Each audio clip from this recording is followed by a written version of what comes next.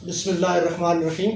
السلام علیکم دوستو، آج ہمارے ساتھ ایسی مہمان شخصیت موجود ہیں جو ہمارے بھائی بھی ہیں، دوست بھی ہیں اور ماضی میں صحافت کے شعبہ سے بھی وابستہ رہے ہیں، ہمارے کولیگ بھی ہیں۔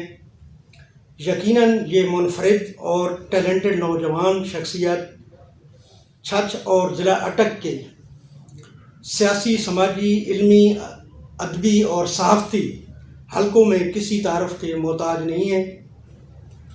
میری مراد the one and only Imran Khan Hazrawi صاحب۔ عمران خان صاحب، آپ کو خوش آمدید کہتے ہیں۔ بہت شکریہ ملک جی، بہت آپ کا شکریہ کہ آپ نے ہمارے ناظرین کے لیے اپنے قیمتی وقت سے کچھ وقت نکالا ہے۔ آپ کے مزاج کیسے ہیں اور زندگی کیسے گزر رہی ہے؟ جی، بسم اللہ الرحمن الرحیم۔ خالد بھائی، پہلے تو میں آپ کا مشکور ہوں، آپ کی ٹیم کا مشکور ہوں کہ آپ نے اس ناچیز کے لیے وقت نکالا اور میرے آفس میں تشریف لائے۔ اللہ پاک کا لاکھ لاکھ شکر ہے جی۔ اللہ پاک نے جو کچھ دے رکھا ہے میں اس کے قابل نہیں ہوں۔ انسان کو ہر حال میں اللہ کا شکر ادا کرنا چاہیے، اور زندگی بس آپ کے سامنے ہے جی۔ اب سیاست ہے تو ظاہر ہے کہ سیاسی جو معاملات ہوتے ہیں اسی میں زندگی گزر رہی ہے، اور یہی کوشش ہوتی ہے کہ اپنے حلقے کے لوگوں کے لیے، اپنے سٹی اور اپنے محلے کے لوگوں کے لیے جو کچھ ہو سکے وہ کرتے ہیں، تو سیاست میں زیادہ ٹائم گزرا ہے۔ ماشاءاللہ۔ عمران صاحب، آج آپ کا شمار علاقہ چھچ تحصیل حضروں کی معروف اور مشہور شخصیات میں ہوتا ہے، تو آپ اپنے اس سفر کے بارے میں ہمارے ناظرین کو کچھ بتائیے۔ خالد بھائی، انسان کو کچھ پانے کے لیے بہت سارے مراحل سے گزرنا پڑتا ہے، اور ایک ایسے بندے کے لیے جس کی پیدائش ایک متوسط گھر سے ہو، اور بظاہر اس کو نہ کوئی مالی سپورٹ ہو، نہ کوئی رشتہ داروں کی سپورٹ ہو، اور نہ ہی اس کا کوئی ایسی فیملی بیک گراؤنڈ ہو کہ اس کے آباء و اجداد کے نام کی وجہ سے ان کا کوئی ایسا معاملہ ہو، تو آج جس جگہ میں اپنے آپ کو دیکھتا ہوں، میں یہ سمجھتا ہوں کہ میرے والدین کی دعائیں ہیں، میرے اساتذہ کی دعائیں ہیں۔ ہمیشہ کوشش کی کہ محنت کروں اور اخلاص نیت کے ساتھ محنت کروں، اور کبھی یہ میری ہمیشہ یہ دانستہ کوشش رہی کہ میں کسی کے لیے برا نہ چاہوں، کسی کے خلاف کوئی ایسی بات نہ ہو، میرے کول فیل کی وجہ سے کسی کو ایسی تکلیف نہ ہو کہ جس سے اس کو اذیت پہنچے اور میرے اللہ مجھ سے ناراض ہو۔ تو آج اللہ کے فضل و کرم سے چھچ کے لوگ جانتے ہیں، حضروں کے لوگ جانتے ہیں، آپ بھائیوں کی محبت ہے، آپ بھائی جانتے ہیں۔ تو میں یہ سمجھتا ہوں کہ اس دور میں مادہ پرستی اور نفس نفسی کے اس پرفتن دور میں، جب کہ ہر دوسرا بندہ آپ کی ٹانگیں کھینچتا ہے، اور آپ کو پتہ ہے کہ صحافت ہو یا سیاست ہو یا کوئی بھی شعبہ، اس میں پروفیشنل جیلسی بھی ہوتی ہے۔ جب کوئی ایک ٹیلنٹڈ بندہ، کوئی باصلاحیت بندہ اگر وہ لیٹ آتا ہے کسی شعبے میں، اور پرانے لوگ اس کو خوش آمدید بھی نہ کہیں، اور پھر جب وہ بندہ نیا ان سے آگے چلا جائے سیاسی حوالہ سے، تو پھر ظاہر ہے کہ ایک جیلسی کا فیکٹر بھی آتا ہے۔ تو اس حوالے سے ظاہر ہے وہ جیلسی کا بھی سامنا کرنا پڑتا ہے، اور پھر اپنوں میں بھی کچھ آستین کے سانپ ہوتے ہیں جو بظاہر آپ کے دوست ہوتے ہیں، آپ کے محفلی ہوتے ہیں، لیکن در پردہ وہ آپ سے خائف ہوتے ہیں، یا آپ سے وہ جیلسی کرتے ہیں۔ تو یہ ساری چیزیں ہوتی ہیں، لیکن میں یہ سمجھتا ہوں، میرا یہ پختہ ایمان ہے کہ عزت ذلت، زندگی موت، کامیابی ناکامی اللہ کے ہاتھ میں۔ آپ کا کام ہے آپ خلوص نیت سے محنت کرتے جائیں، کامیابی اللہ آپ کو دیتا ہے۔ اچھا، یہ ایک تلخ حقیقت ہے کہ جب انسان ترقی اور شہرت کی منازل طے کرتا ہے تو اس دوران بہت ساری مشکلات اور رکاوٹیں پیش آتی ہیں، تو آپ کا یہ سفر، بعض دفعہ انسان کو آگ سے بھی گزرنا پڑتا ہے نا، تو یہ آپ کا سفر کیسا رہا؟ خالد بھائی، اس طرح ہے جی۔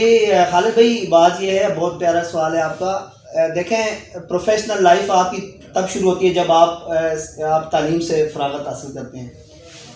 میٹرک میں نے 1993 میں کی، اور ایف اے تک 95، اور پھر گریجویشن تک 97 تک میں نے پڑھا۔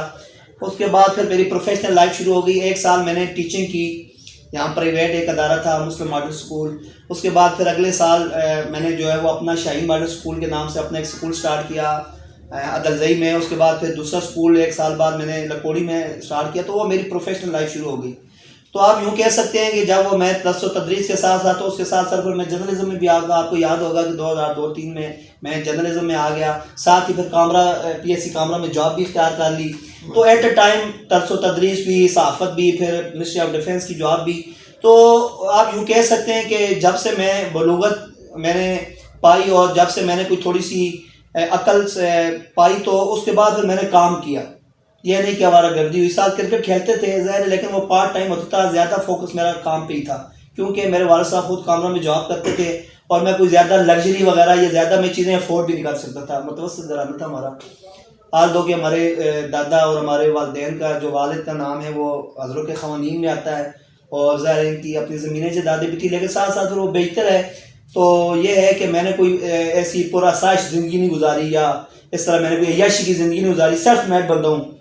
اپنی ٹیچنگ کی، اس کے بعد پھر منسٹری آف ڈیفینس میں جاب کر لی. تو یہ جو آپ یوں سمجھ لیں کہ یہ جو 20-25 سال کا دورانیہ ہے، یہ کہنے میں بہت آسان ہے، لیکن آپ والی بات ہے اس میں بڑے ہرڈلز آئیں، مشکلات بھی آئیں، اس میں سازشیں بھی ہوئیں، اس میں اچھے دوست بھی ملے، اس میں منافقین بھی سامنے آئے، مخالفین بھی سامنے آئے.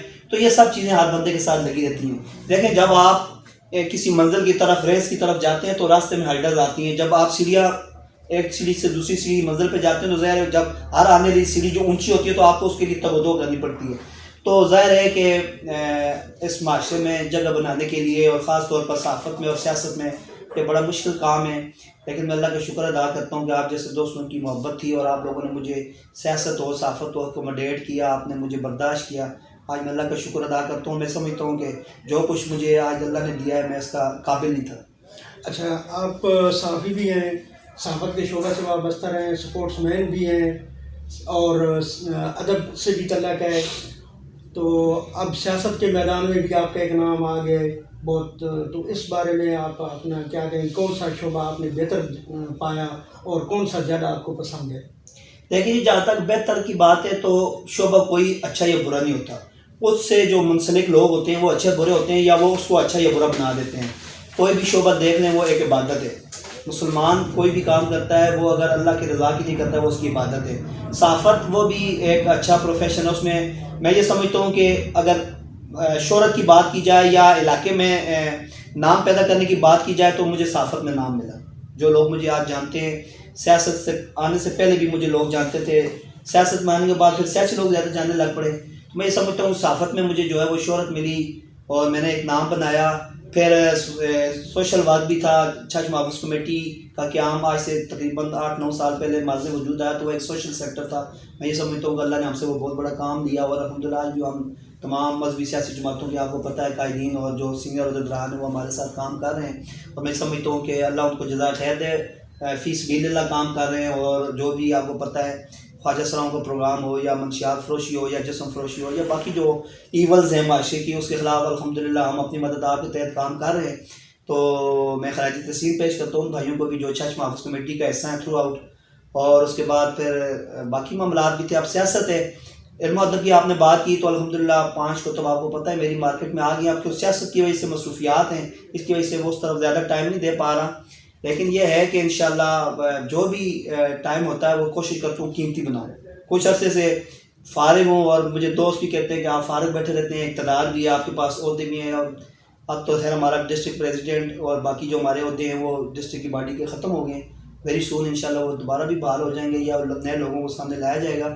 تو کوشش ہوتی ہے کہ وقت کو قیمتی بنایا جائے.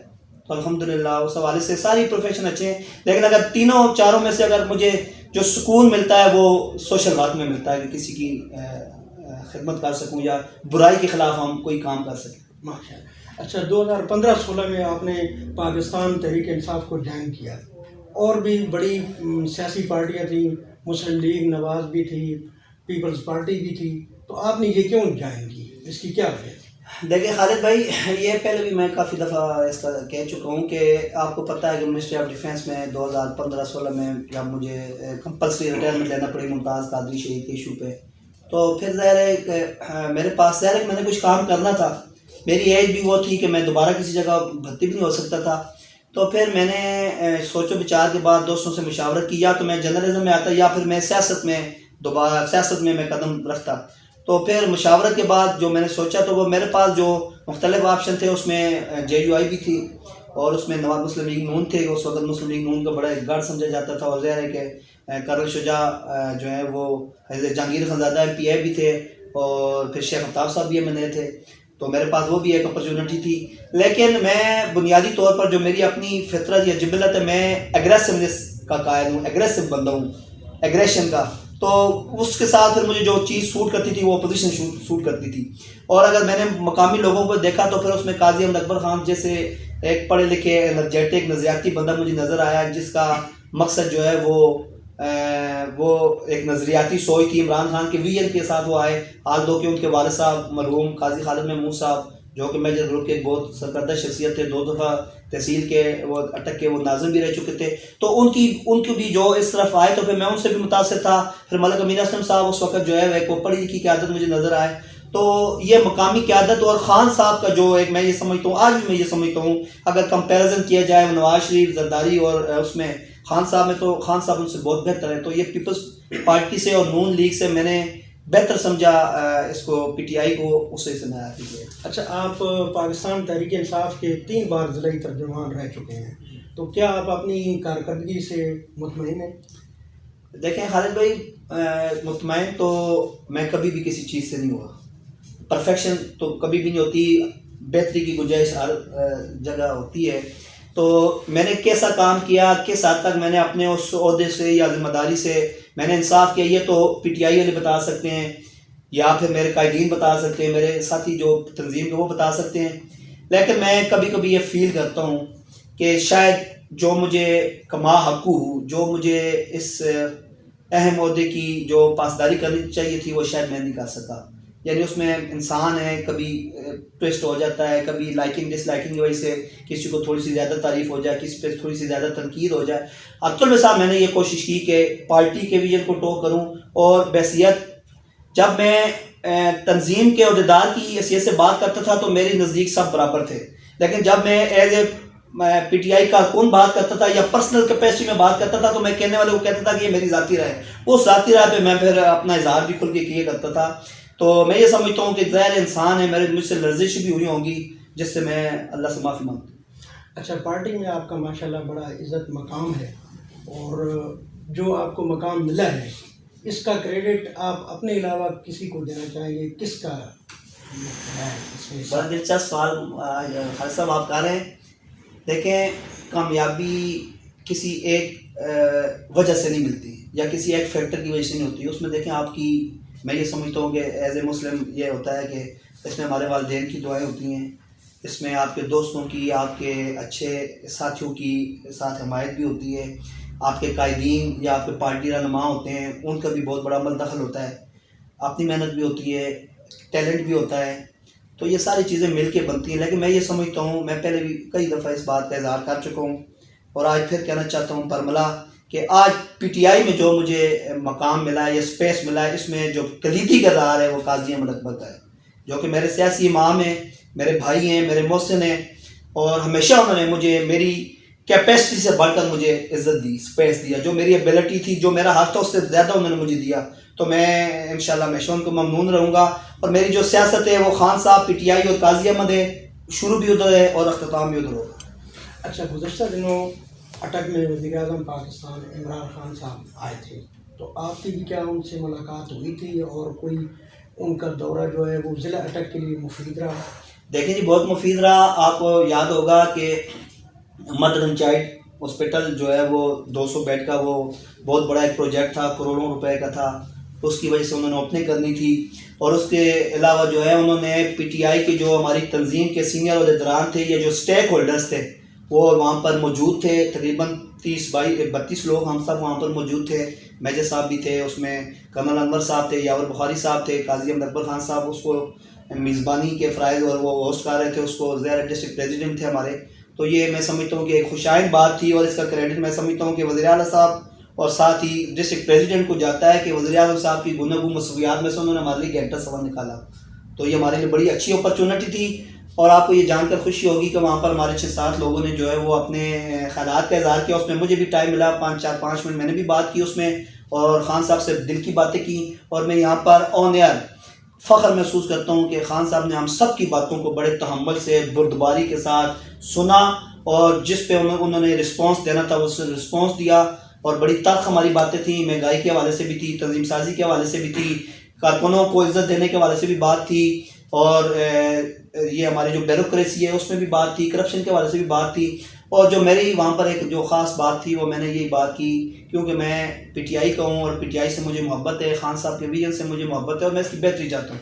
تو میں نے خان صاحب سے آخر میں ایک بات کی، میں نے کہا خان صاحب حالات بے شک تھوڑے ہمارے لیے ٹف ہیں، اور مہنگائی کا ایشو ایک انٹرنیشنل ایک فنامنا ہے کرونا کی وجہ سے، لیکن اگر میں ڈسٹرکٹ اٹک کی بات کرتا ہوں، پنجاب اور پاکستان کی بات نہیں کرتا، اگر آپ چاہتے ہیں کہ ڈسٹرکٹ اٹک میں آپ کو 2018 رزلٹ ملے، انفارچونیٹلی ایک سیٹ ہماری لوز ہو گئی، وہ بھی کچھ مرکات تھے، اگر 2023 میں اگر آپ چاہتے ہیں کہ 2018 میں کامیابی ملے ضلع اٹک میں، کہ ہم نے وہاں پر 2 قومی کی اور 4 جو ہے وہ ہم نے صوبائی کی سیٹیں ون کی، تو یہ اللہ کے بعد آپ کو اگر کوئی شخصیت یہ کامیابی دلوا سکتی ہے تو اس کا نام ہے میجر طاہر صادق.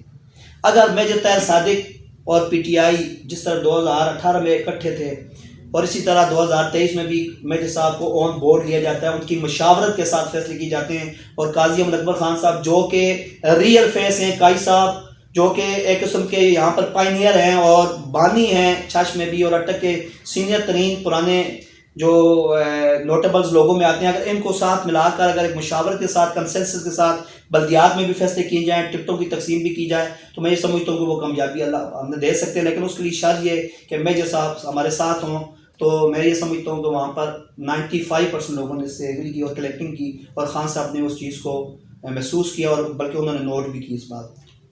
جی اچھا، پاکستان تحریک انصاف میں بڑے بڑے نام ہیں، میجر طاہر صادق صاحب، ملک امین اسلم صاحب، قاضی احمد اکبر صاحب، یاور بخاری صاحب، تو آپ کو کبھی دوران کام ان سے کوئی خوف محسوس ہوا یا انہوں نے آپ کی کوئی رہنمائی کی؟ آپ ان کے بارے میں کیا کہیں گے؟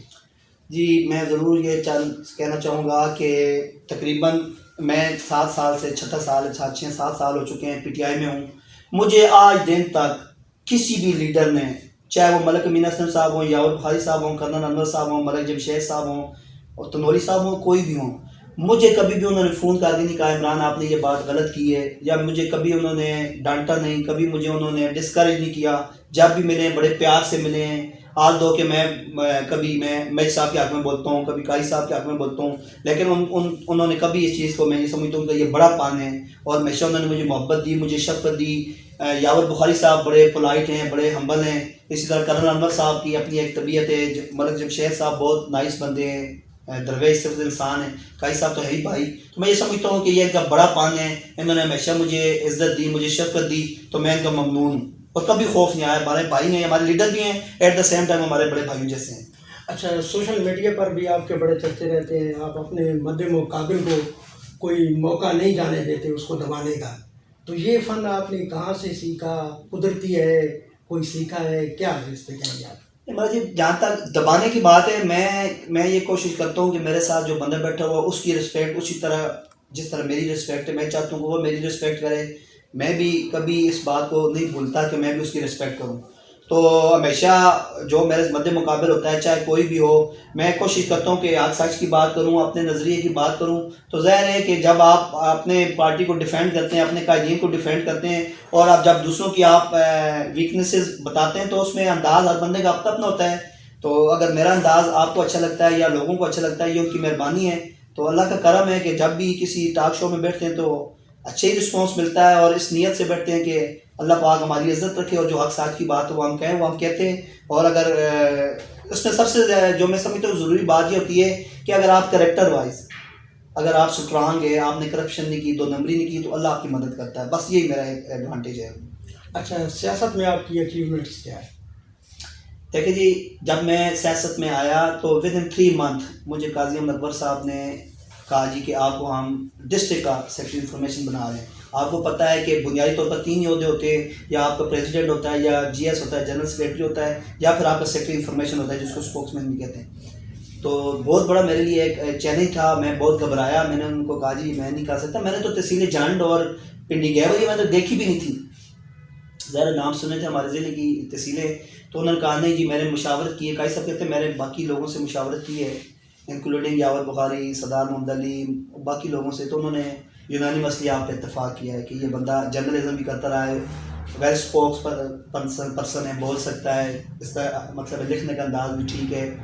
یہ سب باتیں انہوں نے مد نظر رکھی، تو 3 ماہ بعد مجھے وہ بنا دیا گیا. تو اس سے بڑی کیا اچیومنٹ ہوگی؟ لوگ عہدوں کے لیے بھاگتے ہیں، لابنگ کرتے ہیں، اس کے لیے ٹانگیں کھینچتے ہیں، منتیں کرتے ہیں، سفارشیں کرتے ہیں، پھر نہیں ملتا تو مخالفتیں کرتے ہیں، بھیک مانگتے ہیں. اللہ کے فضل و کرم سے میرا رب گواہ، قاضی ہم گواہ، 3 دفعہ بنوں، میں نے 1 دفعہ بھی ان کو نہیں کہا کہ مجھے بنایا، بلکہ میں یہ کہتا ہوں کسی اور کو بنا دیں، لیکن یہ ان کی مہربانی ہے، پارٹی کی مہربانی ہے.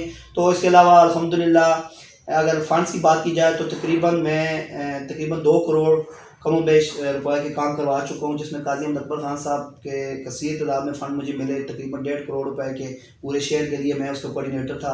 میں جیسے صادق صاحب نے 20-25 لاکھ روپے مجھے دیے. باقی بھی اس طرح کے معاملات ہوتے رہتے ہیں ٹرانسفارمرس کی صورت میں، باقی لوگوں کی خدمت میں. تو الحمدللہ جتنی میری کیپیسٹی ہے، یا جو میرے سیاسی امام ہیں قاضی احمد اکبر خان، ان کی جتنی کیپیسٹی ہے اس کے مطابق ہم خدمت کر رہے ہیں انشاءاللہ. اچھا، آپ مصنف بھی ہیں، متعدد آپ کی تصانیف آ چکی ہیں، تو اب کوئی نئی کتاب کافی عرصہ ہو گیا نہیں آئی، تو کب تک کوئی متوقع ہے؟ غالب بھائی، میں نے جیسے ارلیئر آپ کو بتایا کہ بس مصروفیات ایسی ہیں سیاست کے حوالہ سے، تو دیکھتے ہیں انشاءاللہ. ابھی میں یہ کہ اپنی سوانح عمری لکھ رہا ہوں. تقریباً میں نے یہ 4-5 سال پہلے شروع کی تھی. ابھی تقریباً یہ میری آدھی بک ہو چکی ہے، 100 پیجز میں لکھ چکا ہوں. میرا یہی ذہن ہے کہ میں 200 پیجز پہ اپنی ایک زندگی کے اوپر لکھوں، جو حقائق ہیں، کچھ ایسے پہلو ہیں زندگی کے جو بڑے تلخ ہیں اور بڑے وہ رلا دینے والے ہیں، تو وہ میں سب دوستوں کے ساتھ شیئر کروں گا. کیونکہ ابھی جلدی اس لیے لکھ رہا ہوں کہ میری میموری اب ہے. ایک وقت آتا ہے لوگ بڑھاپے میں لکھتے ہیں، پھر وہ آپ کو پتہ ہے یادداشت کا بھی مسئلہ ہوتا ہے، پھر بندہ جو حقیقت بیان نہ کر سکے. تو ایک سوانح عمری میں لکھ رہا ہوں، ہوپ فلی کہ انشاءاللہ 1-2 سال کے اندر انشاءاللہ ہو سکتا ہے وہ. اچھا، آپ ہمارے ناظرین کو بتائیں گے کہ آپ کی پسندیدہ چیزیں کون کون سی ہیں، ملک، کتاب وغیرہ وغیرہ؟ سر دیکھیں، ملک تو پاکستان ہمارا جو ہے، جس میں ہم پیدا ہوئے ہیں، جو کلمے کے نام پر آیا. بدقسمتی سے ہم اس کی مٹی کا قرض نہیں چکا سکے. پاکستان میرا پسندیدہ ملک ہے. اگر شہروں کی بات کی جائے تو مکہ اور مدینہ ہمارے جو ہے وہ پیارے شہر ہیں. تو شخصیات میں اگر ظاہر ہے کہ نیشنل سطح پر عمران خان کو پسند کرتا ہوں. اگر ڈسٹرکٹ لیول کی بات کی جائے سیاست میں تو میجر طاہر صادق کا کوئی ثانی نہیں. اور علاقائی سطح پہ بات کی جائے دوان نونلی قاضی احمد اکبر خان صاحب، جن کو میں پیار سے اپنا سیاسی امام بھی کہتا ہوں، اور چھچ میں پاکستان تحریک انصاف کی وہ جان بھی ہیں، آن بھی ہیں، شان بھی ہیں، پہچان بھی ہیں، اور کپتان بھی ہیں اللہ کے فضل و کرم سے. تو یہ میری پسندیدہ شخصیات ہیں. میں کوئی اتنی زیادہ اپنی وہ چیزیں نہیں بڑھاتا. تو بس اللہ پاک سے دعا ہے کہ جو کچھ بھی ہمیں پسند ہو وہ ایسی چیزیں ہوں جو ہماری دنیا اور آخرت میں کام آئیں. اچھا، اگر آپ کو اقتدار یا اختیار ملے تو آپ حضروں کے لیے جا کر چھٹ کے لیے کچھ کیا کرنا چاہیں گے؟ دیکھیں، بظاہر تو ہماری حکومت ہے، لیکن آپ کو پتہ ہے کارکن کے ہاتھ میں کیا ہوتا ہے. اور انفارچونیٹلی ہمارا بھائی جو ہے وہ ایک سازش کے ذریعے ہرا دیا گیا. اب یہ علاقہ چھچ کی بدقسمتی ہے. قاضی احمد کو کوئی فرق نہیں پڑا. اللہ کے فضل و کرم سے وہ اس کے پاس اللہ کی دی ہوئی چیز موجود ہے. لیکن اگر وہ آج ایم پی اے ہوتے اور منسٹر ہوتے تو میں یہ سمجھتا ہوں کہ آج جو یہ فنڈ لا رہے اس سے 4 گنا زیادہ لاتے اور 4 گنا زیادہ کام ہوتے. تو یہ ہمارے علاقہ چھچ کا PP2 کی بدقسمتی ہے کہ قاضی احمد اکبر ون نہیں کر پائے. لیکن اس کے علاوہ اگر مجھے کوئی اختیار ملتا ہے کہ اگر میں کوئی کام کرنا چاہتا ہوں تو سب سے پہلے میری جو دل میں جو سب سے زیادہ جو ضروری چیز ہے وہ یہ ہے کہ میں نوجوان لڑکوں کو روزگار پرووائڈ کروں. چاہے وہ بچیاں ہیں، چاہے بچے M A B A M Phil انہوں نے کیا ہوا ہے، PhD تک کی ہوئی ہے، لیکن وہ بیچارے ڈگریاں لے کر پھر رہے ہیں، نوکریاں ہیں کوئی نہیں.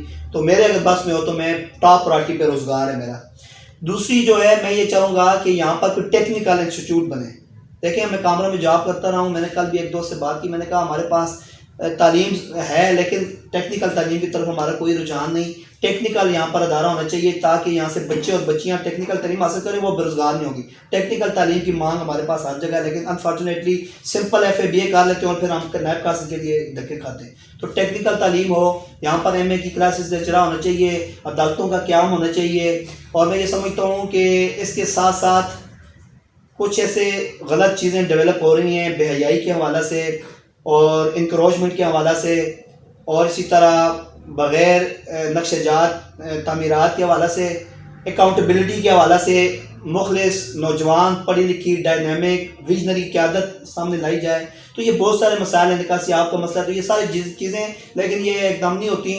تو انشاءاللہ اللہ سے دعا ہے کہ جب ہمیں کوئی اختیار ملے گا تو ہم انشاءاللہ 1 بائی 1 اس کو کریں گے۔ اچھا عمران بھائی، آپ سے آخری سوال ہے کہ پاکستان تحریک انصاف کی حکومت نے عوام مہنگائی اور بے روزگاری کا بہت زیادہ تنقید کرتے ہیں جی، تو اس پہ آپ کچھ کہیں گے؟ بالکل جائز تنقید کرتے ہیں جی، بالکل مہنگائی ہے، بے روزگاری ہے، اس پہ اس حکومت کا کتنا قصور ہے، اور جو سابقہ حکومتیں تھیں اس میں کتنا عمل دخل ہے، ان کی جو پالیسیز تھیں یا جو انہوں نے قرضے لیے تھے وہ ایک سیپریٹ لمبا بات ہو جائے گی، لیکن بالکل ہے، مہنگائی بھی ہے، بے روزگاری بھی ہے، اور بہت حد تک ہے، اور اس کو ہر تقریباً 90% لوگ اس کو فیس کر رہے ہیں۔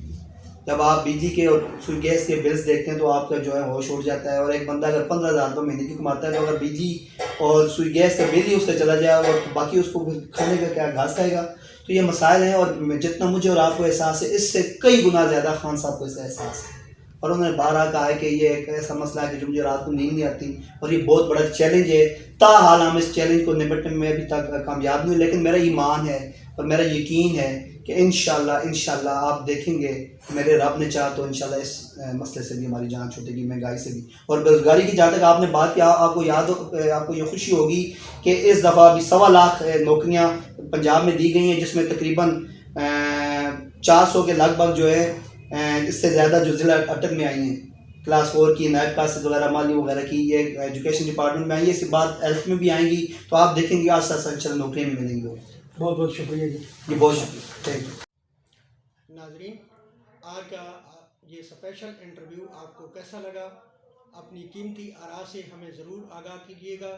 انشاءاللہ تعالی بہت جلد ایک نئے مہمان کے ساتھ آپ کی خدمت میں حاضر ہوں گے۔ تب تک کے لیے ملک خالد حسین اور کیمرہ مین ملک تنویر حسین کو اجازت دیجیے۔ اللہ حافظ۔